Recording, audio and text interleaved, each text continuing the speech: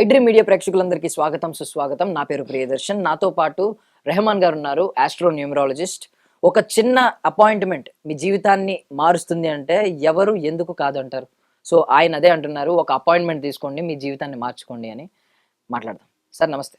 నమస్తే. బాగున్నారా sir? Thank you. బాగున్నానండి. So first of all I mean ఒక అపాయింట్మెంట్ మీ లైఫ్ ని మారుస్తుంది అని అంటున్నారు. మీరు ఆస్ట్రో న్యూమరాలజిస్ట్ అంటున్నారు, ఆ టర్మ్ కూడా. సో ఏ శాస్త్రాలని బేస్ చేసుకుని సజెషన్స్?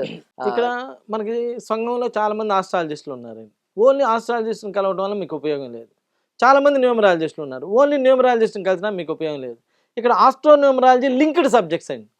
ఆస్ట్రాలజీలో ఏ ఏ ఏ రాశి, ఏ లగ్నం, ఏ నక్షత్రం, ఏ రాశులు ఎలా ఉన్నాయి చూసుకుంటూ దానిలో ఏది బలంగా ఉంది, ఏది వీక్గా ఉందో చూసుకొని అలానే న్యూమరాలజీ ప్రకారం ఏదైతే వీక్గా ఉందో దాన్ని మనం పవర్ఫుల్ చేసుకోవచ్చు, క్వశ్చన్ని బట్టి చేసుకోవచ్చు. అందుకని నేను ఇక్కడ ఆస్ట్రాలజీ, న్యూమరాలజీ చూస్తానండి. చెయ్యి చూస్తాను.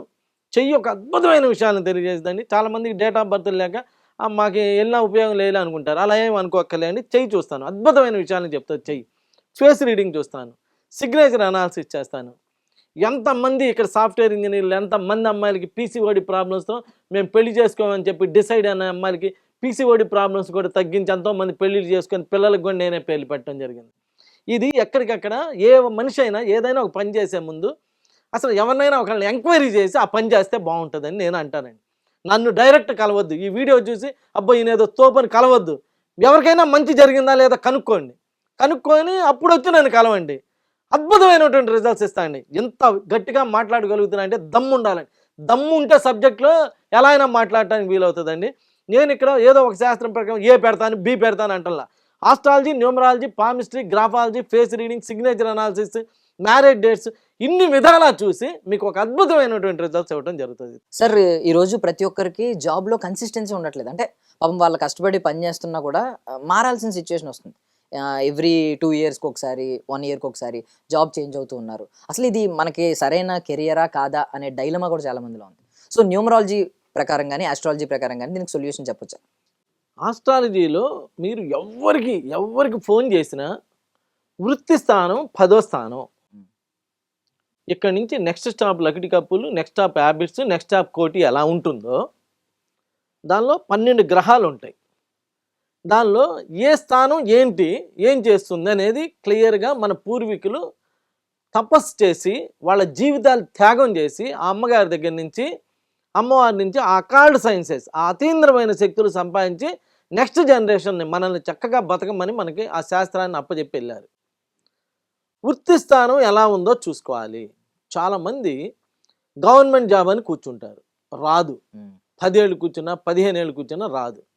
అంటే నీకు వృత్తి స్థానంలో సూర్యుడు బలంగా లేకపోతే నువ్వు ఎంత కష్టపడినా కానీ అది రిజల్ట్ రాదు. ఎవరో ఒకళ్ళకి వస్తుంది కదండి అంటే సూర్యుడు అదే ఆ వృత్తికారకుడైన ఆయన ఏదో ప్లేస్ నుంచి చూసినా కానీ కొంతమందికి రావచ్చు. సో ఏదైనా డెసిషన్ తీసుకునే ముందు మీరు చేసే ప్రతి పనికి మీరు ఏదో ఒక జాబ్ చేసేటప్పుడు ఏదో ఒక ఫలితం ఆశించే చేస్తారు కదా. నాకు జీతం కావాలి అని ఏదో ఆశిస్తారు. నేను ఇప్పుడు ఫలానా బ్యాంకులో చేస్తున్నాను, ఈ బ్యాంకు కన్నా ఫలానా బ్యాంకులో ఇంకా ఎక్కువ జీతం అని జాబ్స్ మారుతూ ఉంటారు కదా. మరి మీరు మీ మీ ఇన్కమ్ పెరగడానికి మీరు ఎలా అయితే జాబ్స్ మారుతారో, మీకైతే ఎంత అయితే మీకు ఎక్కువ ఇన్కమ్ ఎలా అయితే కావాలో, అదేవిధంగా మీరు ఏదైనా ఒక పని చేయబోయే ముందు ఇది నాకు సూటబుల్లా కాదా అని దాని రిలేటెడ్ పర్సన్స్ ఉంటారు కదా, వాళ్ళు బతకాలి కదా. దానికి సంబంధించి ఎంతో కొంత ఫీజు కట్టి నా పరిస్థితి ఎలా ఉందని, నాకు గవర్నమెంట్ జాబ్ రావడానికి అవకాశం ఉందా లేదా ప్రైవేట్ జాబ్లో అయినా నేను స్టాండర్డ్గా ఉండటానికి ఉందా లేదా ఏంటి అని చెప్పి చూపించుకుంటే వాళ్ళు చేసే పని అదే. కాబట్టి ఇప్పుడు కెమెరామ్యాన్ కెమెరా తీయాలి, యాంకరింగ్ చేయాలి, ఎవరు చేసే పని వాళ్ళు చేయాలి. అలా కనుక్కుంటే అసలు అయ్యా నీ వృత్తి స్థానం ఫలానా విధంగా ఉంది కాబట్టి నువ్వు గవర్నమెంట్ జాబ్ ట్రై చేయి, లేదు ట్రై చేయమాక ప్రైవేట్ జాబ్ చేసుకుంటూ గవర్నమెంట్ జాబ్స్కి అంటే లైఫ్ని పాడు చేసుకోకుండా గవర్నమెంట్ జాబ్కి ట్రై చేయి, లేదా నీకు ప్రైవేట్ జాబ్స్లోనే బాగుంది, దీనికన్నా కూడా నీకు సన్ను మెర్కురి కలిసి బుధాదిక్య యోగం ఉంది, నువ్వు బిజినెస్ చేసుకో, ఇలా గైడ్ చేస్తాడు. ఆ చెప్పిన గైడెన్స్ ప్రకారం ఫాలో అయితే మీరు డెఫినెట్గా సక్సెస్ అయ్యి మంచి స్థాయిలోనే ఉంటారు ఎవరైనా కానీ. ఏముందిలే ఏదో ఒకటిలే అని చెప్పి జాయిన్ అయిపోతే తర్వాత ఇలా జాబ్స్ మారుతూ ఉంటాడు.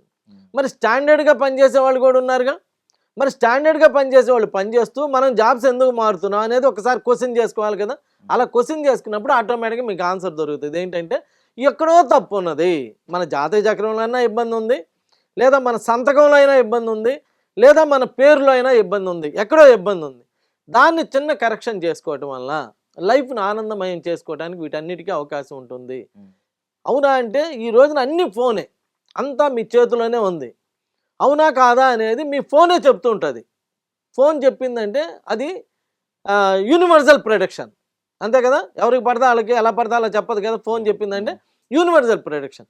ఆ యూనివర్సల్ ప్రొడక్షన్ చూసైనా మనం తెలుసుకొని మనం కరెక్ట్గా చేసుకుంటే మీకు ఆ జాబ్స్ మారకుండా ఒకే జాబ్లో సెటిల్ అవడానికి, లైఫ్ని బాగుండటానికి, ప్లస్ ఒకే జాబ్ ఇంకోసారి వీళ్ళకి జూపిటర్ గురువు, మీ ఒరిజినల్ చార్ట్లో ఉన్న గురువు మీ టుడే చార్ట్లో గురువుని చూసినప్పుడు ప్రమోషన్ ఇవ్వాలి, లేదా ఇంతకన్నా మంచి జాబ్ ఇవ్వాలి. అప్పుడైనా మారాల్సిన అవసరం ఉంటుంది. కొంతమంది అడుగుతారు, ఇప్పుడు నాకు జాబ్ మారడానికి మంచిదా కాదా అని. వద్దు అని చెప్తాం బాగలేనప్పుడు. కొన్నిసార్లు మేమే మారమని చెప్తాం. ఎందుకని? అంతకన్నా మంచి జాబ్ వస్తుంది. ఇక్కడ ఇవన్నీ ఆలోచించుకొని చేసుకోవాలి. నాకు తెలిసి ఒక అబ్బాయిని ఒక అతను తీసుకొచ్చాడు నా దగ్గరికి. ఈయన రెహమాన్ గారు భలే చెప్తారు, నువ్వు నీకంత రోజుకి ఒక 500 రూపాయలు ఏదో శాలరీ వస్తుంది ఆయనకి. 500 రూపాయలు శాలరీనే కదా వచ్చేది, రెహమాన్ గారి దగ్గరికి వెళ్దాం బాగా చెప్తారు అని చెప్పి నా దగ్గర తీసుకొచ్చాడు. తీసుకొస్తే ఆ అబ్బాయికి నా దగ్గరికి వచ్చినాక వెంటనే జాబ్ పోయింది. ఏమైందండి? జాబ్ పోయింది. మరి ఆ అబ్బాయి ఏం చేస్తాడు? నన్ను తిడుతుంటాడు, ఆ తెచ్చిన ఆయన్ని తిడుతుంటాడు కదా. అలా జరుగుతూ ఉంది. అలా జరుగుతా భలే ఆయన దగ్గర తీసుకెళ్ళాము అని చెప్పారు.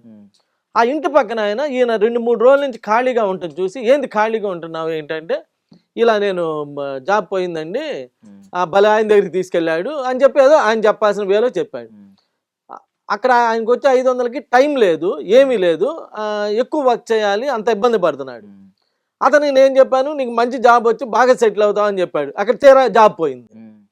ఆయన చూసి మా దగ్గర ఖాళీ ఉందిరా అని చెప్పి వెళ్తే అక్కడ ఇంతకన్నా మంచి శాలరీ తోటి 10 to 5 జీతంతో 10 to 5 టైం తోటి మంచి జాబ్ వచ్చింది. అంటే చూసారా, అతనికి మంచి టైం వచ్చినప్పుడు జాబ్ పోతేనే వచ్చింది. అది ఉంటే ఈయన ఖాళీగా ఉన్నాడా లేదా అని అడగడు కదా. అలా కూడా ఉంటుంది. అలా మారడం తప్పేం కాదు, కానీ మారితే కూడా మంచి సక్సెస్ ఉండడానికి అవకాశం ఉన్నప్పుడు అలా భగవంతుడు కూడా అలా చేయడం జరుగుతుంది. Thank you. Thank you, sir. And for more videos, Please subscribe to iDream. Please subscribe to iDream. Please subscribe iDream. And please subscribe to iDream. For more videos, subscribe to iDream. please like, share and subscribe to the channel. Congratulations, iDream. Subscribe to iDream. Subscribe to iDream. So subscribe to iDream Media. iDream ki iDream team andarki huge congratulations. Please subscribe iDream Media. Please subscribe to iDream. Subscribe iDream. Please subscribe to iDream. iDream అంటే నా కళల channel subscribe చేసుకున్న నోరు తిరుగుతలేదు, మీరైతే గంట గుర్తు కొట్టండి. For more such videos, please subscribe to iDream. Subscribe to iDream. Please subscribe to iDream. Please subscribe iDream Media. Please do subscribe to iDream. Please subscribe to iDream Media. For best entertainment and information, please subscribe iDream. And don't forget to subscribe to iDream.